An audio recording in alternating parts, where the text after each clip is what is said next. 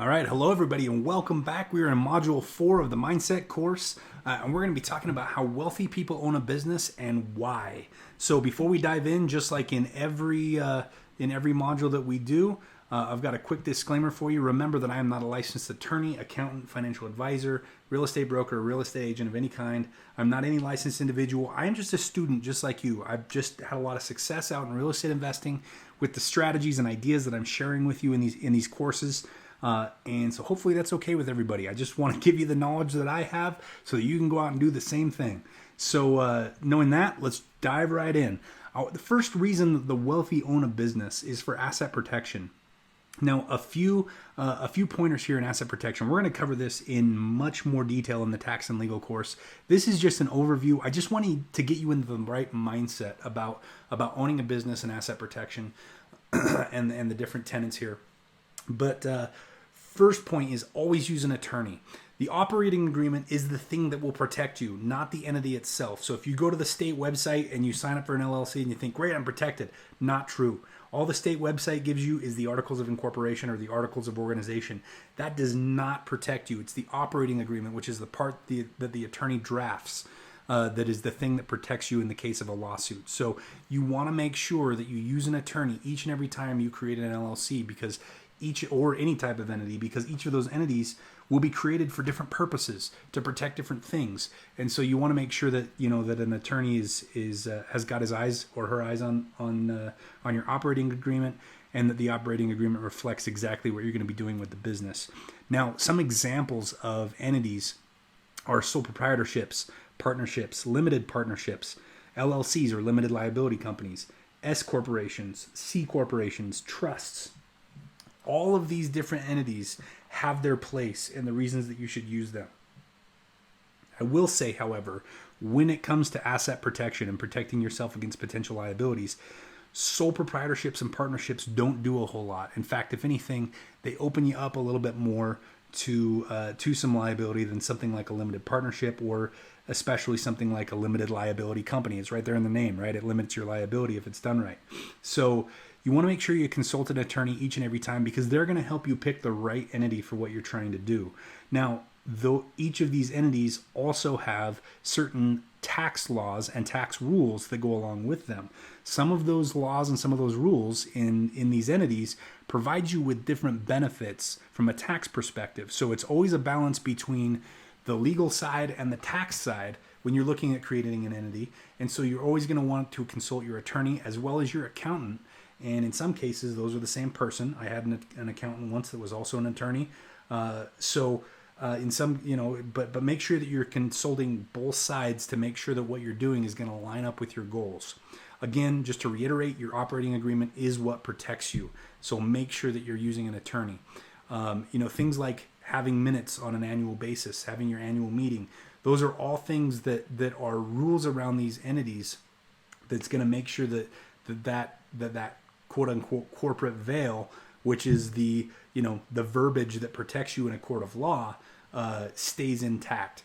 You have to have, with each of these entities, you have to have at least an annual meeting with your board of directors or with your partners or whatever the case might be, to make sure that you're coordinating business activity and talking about that business. And that meeting does need to have minutes, which is simply just notes of what was talked about, recorded, and usually that's kept in a binder along with your operating agreement and your articles of incorporation. It can also be kept digitally. You want to avoid legal doom entities.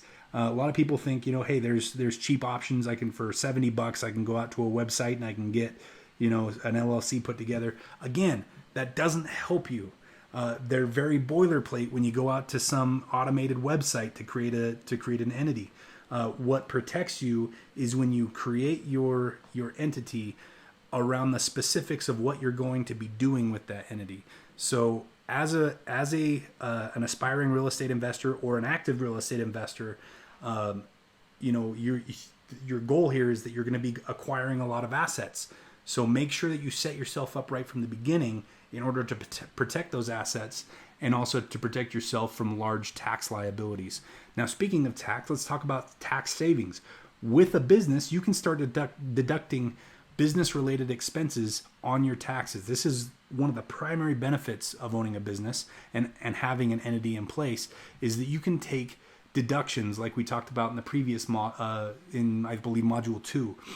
You can start taking deductions. There are, between being a real estate investor and a business owner, there's like 400 deduction categories, whereas just being a W-2 employee, there's like 15, right? So there's so many more options to start taking tax advantages by being a business owner and having an entity in place.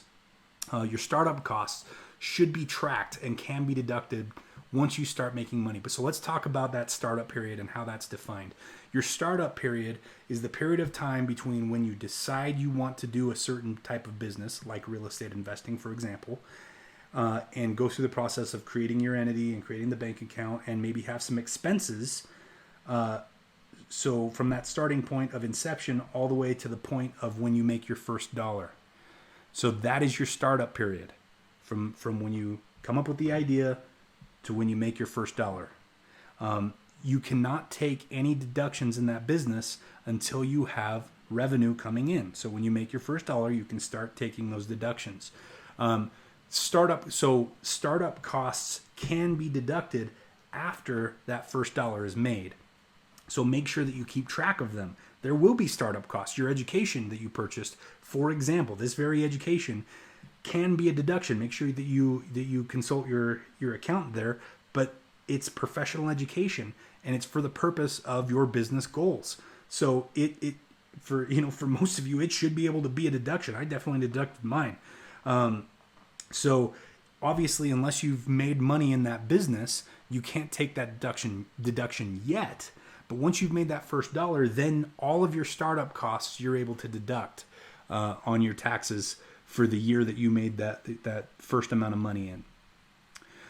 Deductions may include cell phones, home office, mileage, office supplies, education, like we talked about, and the list goes on and on and on. Paying your kids, we talked about that in Module 2, how you can hire your kids into your business and pay them up to $12,000 a year each. Now, keep in mind that law does change on a regular basis. The amount changes almost annually, so make sure that you're staying on top of that. Of course, you have lifetime access to this education, so we're going to be updating this class on a regular basis. So as long as you're staying up on your knowledge, like a wealthy mindset individual does, then you're going to have that most recent information. But at the very least, hire them into your business, pay them to do business activities, right? Get things like an HSA, a health savings account. There's a deduction on your taxes. Start putting money away for retirement. Start looking at the things that are going to contribute to those deductions. Now, again, this is very high level. The purpose of this slide is not to completely educate you on all of the ways that you can save on your taxes. This is so that just to kickstart the mindset of start thinking about things from a tax perspective. Every purchase that you make, start thinking about it from a tax savings perspective. All of the detail on things that you can and can't write off and deduct, and how to go about doing that. That's going to be taught in the tax and legal class. So make sure you catch that class for much more information on that. But remember to always, always, always consult your accountant. Now, one of the things I want to talk about is that number one currency of the wealthy, and that is time. And if we were to define one thing that separates the wealthy versus the employee mindset, it's how they use their time. Remember that time is the most important currency of the wealthy, and it is a non-renewable currency. Nobody on this planet can give you an extra hour, right? Can just tack an hour on at the end of your life. So think about it. Once you trade an hour, it's gone forever. So this whole idea of being an employee where we go and we sell our hours for 15 or 20 or 25 bucks is a terrible thing. It's because you're trading your most non-renewable currency for the most renewable currency in the world, and that is money. So I want you to think about this experiment for just a second. Go into your boss. Let's just say hypothetically you make $20 an hour. Go into your boss, slap a 20 down on his desk and say, hey, I want to buy one of my hours back. He might giggle at you at first, right? And then you say, okay, well, here's another 20. There's $40. That's double what you paid me for it. I just want 1 hour back. Well, now he's going to look at you like you're kind of insane, right? So say, okay, here, fine, here's $200. That's 10 times what you paid me for it. I just want 1 hour back. There's nothing he can do. He can't give you an hour back. Like I said, there's nobody on this planet that can tack an hour onto the end of your life. Once you trade an hour, it's gone. So make sure that you spend those hours doing the things that's going to create the dreams that you've always had, that's going to fill up those other currencies, because time is the most valuable currency. We've talked about this before. The wealthy never trade time for money. In fact, they do the opposite. They hire employees, they give them money in exchange for time. There is absolutely something to that. In fact, that is probably the strongest contrast between the employee and the wealthy mindset individuals. The DIY movement is very employee mindset. Think about what the DIY movement says. Hey, I need to paint my house, but you know what? I'm a DIYer. I'm going to do it myself, save myself, $2,000 painting my own house. But what you're trading for that $2,000 is time. Well, with a little bit of knowledge, which is the second currency, you could be using that 2 hours going out and finding a deal that could make you 40, 50 grand. And instead you traded those 2 hours, those hours that you spent working on your painting your house for $2,000. So, you're only paying yourself what you save in the DIY movement. Very, very, very employee mindset. Get out of that mindset. I know it's very pop culture right now. The DIY movement is. Get out of that mindset, because it's very employee mindset, and that's a trap. Be okay with hiring out things. And here's the thing. If you're not a painter, the painter could have done it better than you, right? So you traded your most valuable currency to save the least valuable currency, and you did a worse job at it. So there's no win there. So get out of the mindset of DIY. Be willing to pay people. Look, if doing the dishes is taking you a lot of time, hire somebody to do the dishes. If mowing your lawn's taking a lot of time, hire somebody to mow the lawn. Because you can spend that time doing things that will make you much, much more of each and every one of the currencies than mowing your lawn. So get out of that DIY mindset. Now let's talk about time management for a second. Here's one of the things that really was eye-opening to me, and now is something that really bothers me about employee mindset individuals. Everybody understands the need for budgeting and accounting when it comes to finances. But remember that money is the least important currency of the wealthy. So what we need to do is we need to start budgeting and accounting for our time. And the best way to do that with every smartphone that I know of that's on the market, it comes already with an app to budget and account for your time, and that is your calendar. So use that calendar to budget and account for your time. The wealthy use a calendar to account for all activities. And I'm not just talking, hey, schedule the time for work and some miscellaneous appointments here and there, because that doesn't budget and account for all of your time currency. You need to schedule all activities. Philip Britton has a concept here that I love, and it's called the 8 F's of life.